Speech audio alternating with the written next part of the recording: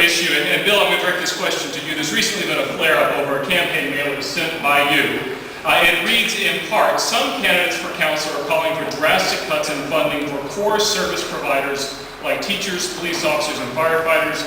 It seems to me that we're also hearing reference from that from Mr. Ferris as well. Bill, since it was your mailer, what candidate or candidates were you referring to?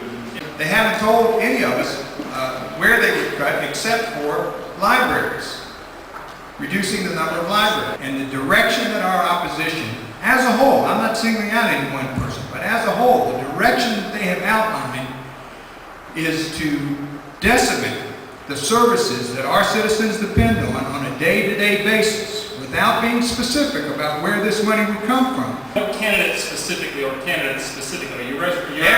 except Mr. Ferris and Mr. Trinkle. All right, so the other four have said specifically they're going to cut core services, including teachers, police officers, and firefighters. Saying that's not what you want to do, but that is what you're saying. So for the other four candidates that he has singled out now that that's what you want to do, let's start, Bob, we'll start with you since you say I'm not listening to you. We'll start with you and answer what he has to say.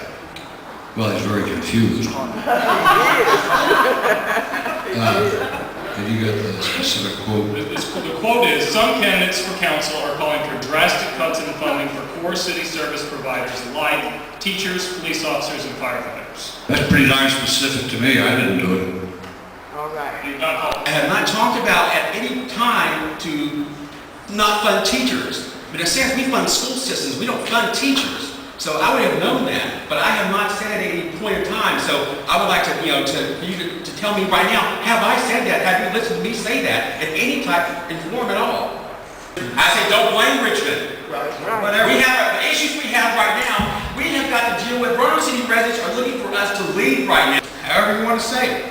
If we're not going to blame Richmond, and we're going to find all the money in the Roanoke City budget to fund the schools as you've been talking all these weeks that you want to see happen, you're not going to find the money in the budget without cutting those kinds of core services, period. So we got $13 million for amphitheater. We've got $8 to $9 million for renovation of City Market.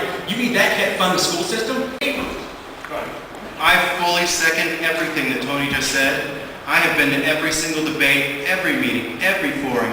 Not anyone on this stage, Democrats, Republicans, Independents, none of us have ever said that we intend on firing any teachers or policemen or firemen.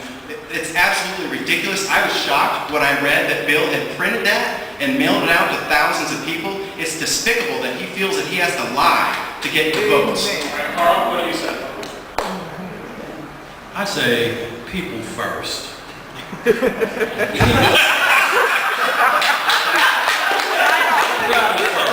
don't hear any people calling to get schools closed. I haven't heard any people asking for that. But Bill, you did have opportunity to speak, and Jay did give me the floor. Is this how you would behave in council? You would cut me off like that? That people are screaming for answers for. Okay, the school system. We're talking about mailers and who said that and who called someone a name and what have you. And meanwhile, we can't even finish answering the question.